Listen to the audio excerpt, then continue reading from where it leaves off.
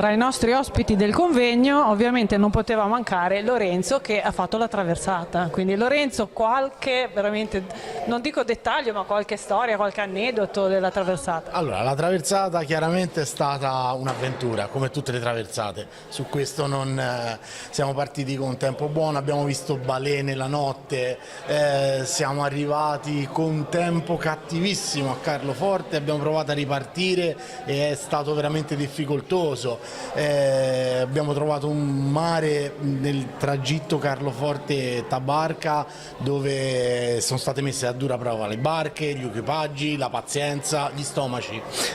Col mare non si scherza. Col mare non si scherza mai. È stato bellissimo, un'avventura splendida. Enrico è stato sotto pressione tutto il tempo, poverino, perché chiaramente non riusciva, poi non essendo molto marino lui, non riusciva a capire i tempi, le problematiche, però è stata una cosa bellissima. Io tra l'altro sono Carlofortino, mamma Carlofortina, e quindi per me è stata una cosa, è stato un coronare. Io di Tabarca ne ho sempre sentito parlare da bambino e non l'avevo mai vista. È un ritrovarsi. È un ritrovarsi, navigo da quando sono bambino, vado a vela da quando sono bambino e per me è stato un traguardo. È stato un traguardo. Quindi avventura, storia e intimità. Sicuramente. Sentimenti. E amicizie, sono nate nuove amicizie degli equipaggi, della gente che avevamo a bordo, perché comunque abbiamo vissuto, vuoi non vuoi, insieme 15 giorni, in 1 metro quadrato per uno, perché in barca così si vive, quindi il metro quadrato te lo cambi, chi cucina, chi aiuta, chi lavora, chi non sa fare qualcosa trova da fare sicuramente, non ci siamo annoiati. Grazie Lorenzo, quindi ci troviamo al prossimo Sulla Rotta. Speriamo. Nuova Tabarca, io sto spingendo in tutte le maniere. Vediamo a Nuova Tabarca. Arrivederci. Allora, insieme all'ambasciatore d'Italia piantiamo questo ulivo, simbolo di fratellanza fra la comunità di Pelli e la comunità di Tabarca.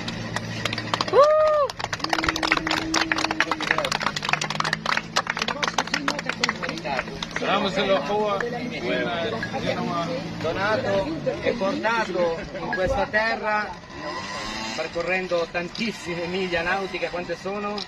800 miglia nautiche con i vascelli e le barche della Rotta del Corallo, edizione 2023, memoria a Francesco Lo Iudice. Bravo, procediamo alla cerimonia.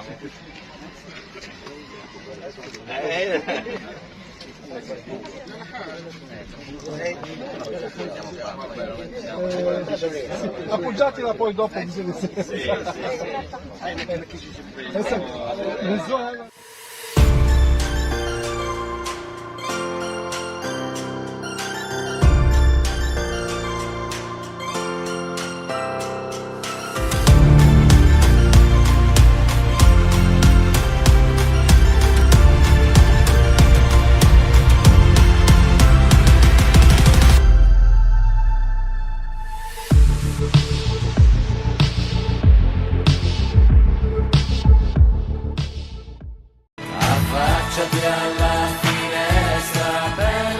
Una finestra su Monaco.